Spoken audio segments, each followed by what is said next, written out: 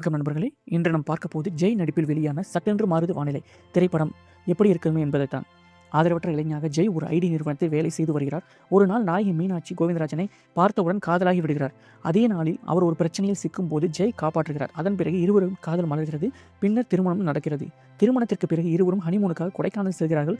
அங்கு கருடன் ராம் நடத்தும் ரிசார்ட்டில் தங்குகிறார்கள். ஆனால் அந்த ரிசார்ட்டில் ஏதோ மர்மம் இருப்பதை ஜெய் உணர்கிறார். இதற்கிடையில் மீனாட்சியின் தந்தையான அமைச்சர் அஜய் தனது மகளை வேறு ஒருவருக்கு இது இரண்டாம் திருமணம் செய்து கொடுக்க திட்டமிடுகிறார். மறுபுறம் மீனாட்சியின் நண்பரும் சொத்துக்காக அவரை திருமணம் செய்ய நினைக்கிறார். இத்தனை சிக்கல்களுக்கிடையே ஜெய் மற்றும் மீனாட்சி மீண்டும் ஒன்றாக சேர்ந்தார்களா, தங்கள் வாழ்க்கையை காப்பாற்றிக் கொண்டார்களா என்பதுதான் படத்தின் மீதி கதை.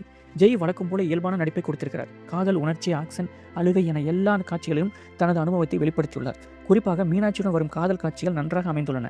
மீனாட்சி கோவிந்தராஜன் மிகவும் இயல்பாக நடித்திருக்கிறார். கணவர் மீது பாசம், தந்தை மீது கோபம், சூழ்நிலையால் வரும் வேதனை என அனைத்து கதாபாத்திரத்தையும் நன்றாக சுமந்திருக்கிறார். கருடன் ராம் மற்றும் அஜய் இருவரும் வில்லன் வேடங்களில் மிரட்டியிருக்கிறார்கள். யோகி பாபுவின் காமெடி சில இடங்களில் சிரிக்க வைக்கிறது. இயக்குனர் பாபு விஜய் இந்த படத்தில் கிரைம், காதல், ஆக்சன், த்ரில்லர் என அனைத்து கமர்ஷியல் அம்சங்களையும் சேர்த்து ஒரு விறுவிறுப்பான திரைக்கதையை கொடுத்திருக்கிறார். ஆரம்பத்தில் சற்று மெதுவாக செல்லும் படம் இடைவேளைக்கு பிறகு வேகம் எடுக்கிறது. சில லாஜிக் மீறல்கள் இருந்தாலும் திரைக்கதை சுவாரஸ்யத்தை தக்க வைத்திருக்கிறது.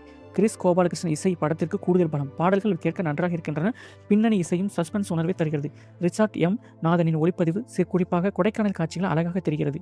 சட்டென்று மாறுது வானிலை காதல், சஸ்பென்ஸ், ஆக்ஷன் கலந்த ஒரு நல்ல கமர்ஷியல் என்டர்டைனர். ஜெய் ரசிகர்களுக்கு, சஸ்பென்ஸ் கலந்த காதல் கதை விரும்புவர்களுக்கு இந்த படம் பிடிக்கும். இந்த படம் நீங்கள் பார்த்துட்டீங்களா? உங்களுக்கு எப்படி இருந்தது அப்படிங்கிறத கமெண்ட் செக்ஷனில் கமெண்ட் பண்ணுங்கள். தேங்க்யூ ஃபார் வாட்சிங்.